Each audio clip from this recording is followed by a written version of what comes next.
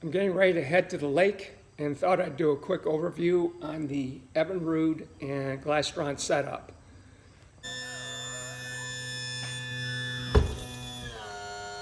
This particular Evinrude ETEC 150 HO, and I'm going to pull the top and show you some things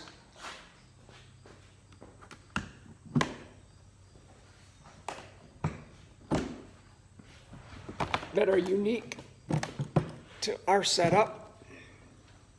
I wanted to show you that some Evinrudes are set up with a lean oil injection delivery. And as you can see, it says this outboard has been programmed for the use of Evinrude XD100 outboard oil only. Failure to use XD100 oil may harm engine performance and shorten engine life. There's also stickers down here basically telling you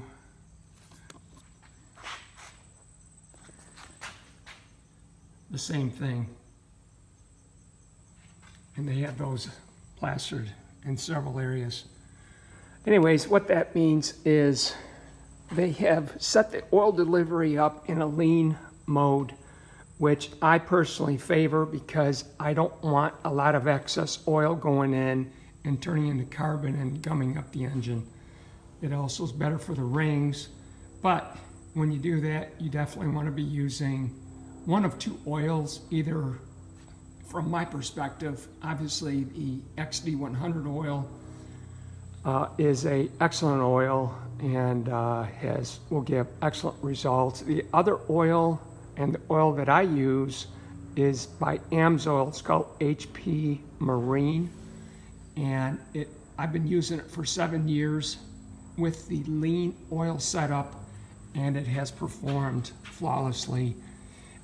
Amsoil did a validation test on that oil and several years back, quite a few years back, and the test results are online and available.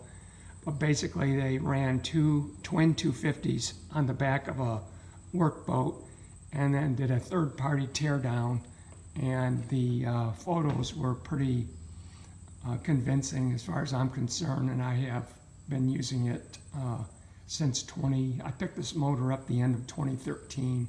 It was 1 year old and one season, and I've been using it now for going on 7 years. Okay, this is the fuel filter to spin on. I change that once every 2-3 years, but I do drain it, and I'll go over that process later.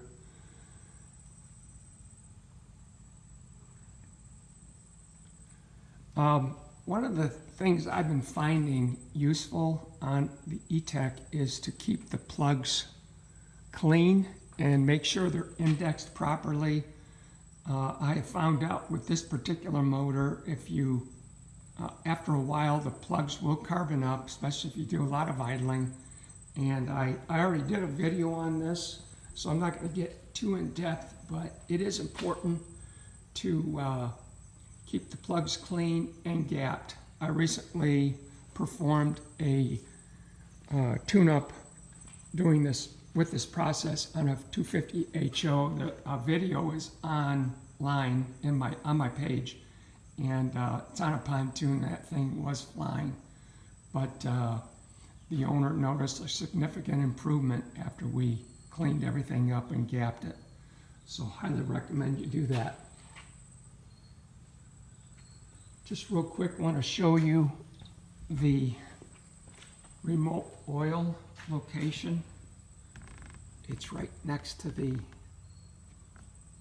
white rope there, and that's about I think it's a gallon plus, and I typically will top that up at the beginning of the summer. It lasts all season. I get a lot of questions regarding cavitation plate location relative to the bottom of the hull, so I decided to show you how I have it set up. And you can see that it is about 2¼ inches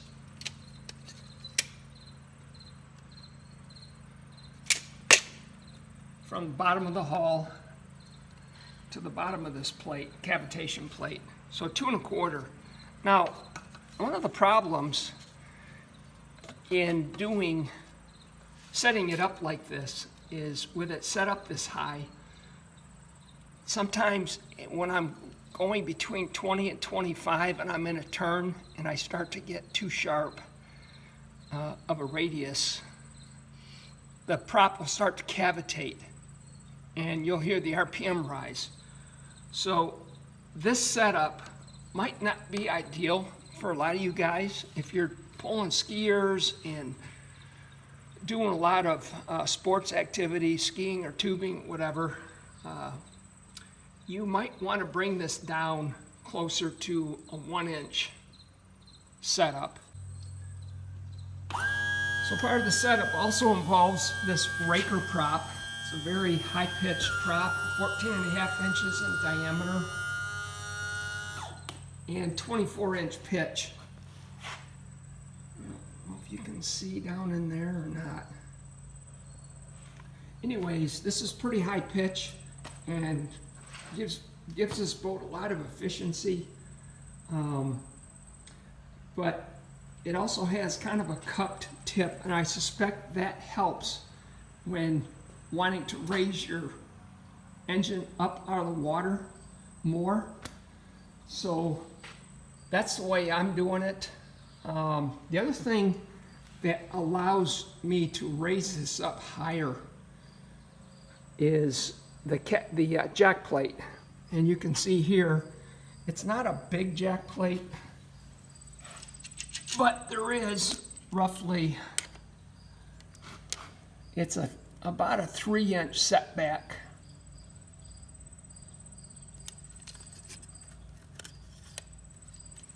Maybe I can show you from here.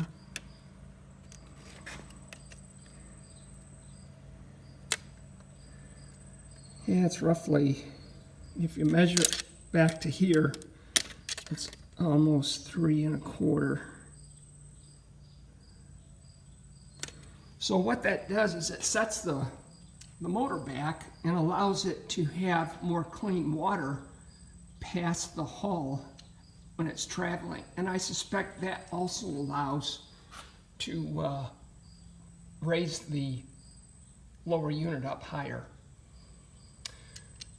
The pin location is set on number 3, and if you noticed when it was all the way down, the motor was roughly perpendicular to the bottom of the hull.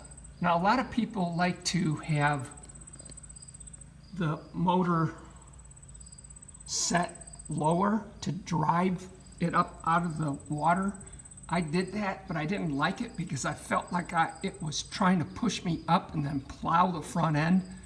And so I have the direction, the lower unit set such that it is almost, the thrust of the prop is almost parallel to the bottom of the hull. And what I find is it seems to shoot me out of the water better without plowing. So it has worked well for my setup, and I really like it. I'd be curious to hear back from you guys on what your thoughts are on that. But that's pretty much it.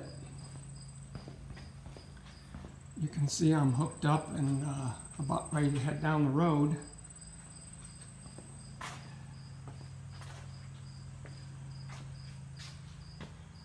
Got to remember to put my top back on.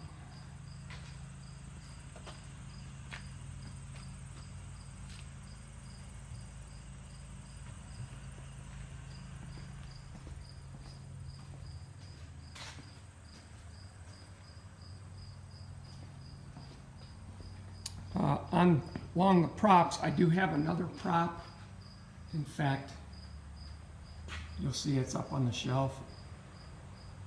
And that's a Raker prop with a 26-inch pitch. that also works quite well with this setup. But when I start to carry more than one person, I like the performance of the 24. It winds up a little faster, wraps up. So that's about it. Just a quick overview, and hope you guys like this, and we'll see you soon. Take care.